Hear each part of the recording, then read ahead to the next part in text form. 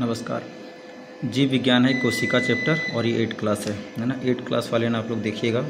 थोड़ा कुछ मैं वीवीआई कर रहा हूँ, जो कि कुछ इधर दे के रखे हैं, मैं उनको करता हूँ। जीव की सूक्ष्मतम मूलतम संरचना इकाई है, आप जानते हैं कि कोशिका है। इसको अगर आप पढ़े होंगे तो बेटर समझ पाएंगे कोशिका है। जीव की मूलभूत इकाई क्या है? ये भी कोशिका है। शरीर के सजीव के शरीर की संरचनात्मक और कार्यात्मक इकाई है, ये भी कोशिका है ना। कोशिका की खोज किसने की? ये रॉबर्ट हुक, सबको पता होना चाहिए।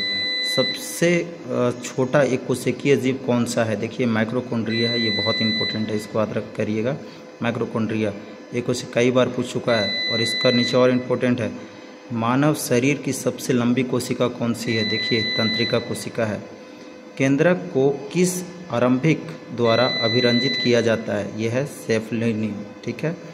एक जेली जैसा पदार्थ, अब ध्यान से देखिए इसको, है एक जेली जैसा पदार्थ जो कोशिका में पाई जाती है, उसे क्या कहते हैं? कोशिका द्रव कहते हैं। अगला आते हैं, कोशिका में कोशिका द्रव के बीच खाली संरचना होती है, जिसे कहते हैं, क्या कहते हैं? रिक्तियाँ, रिक्तिका कहते हैं।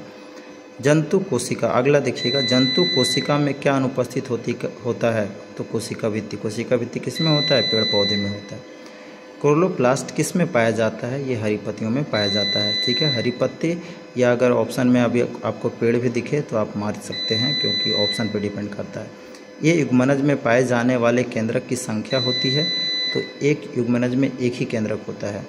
अस्पष्ट, अगला देखिएगा, अस्पष्ट केंद्रक का अभाव किस में होता है? तो किस में होता है? जीवाणु में होता है। ठीक है, आगे बढ़ते हैं।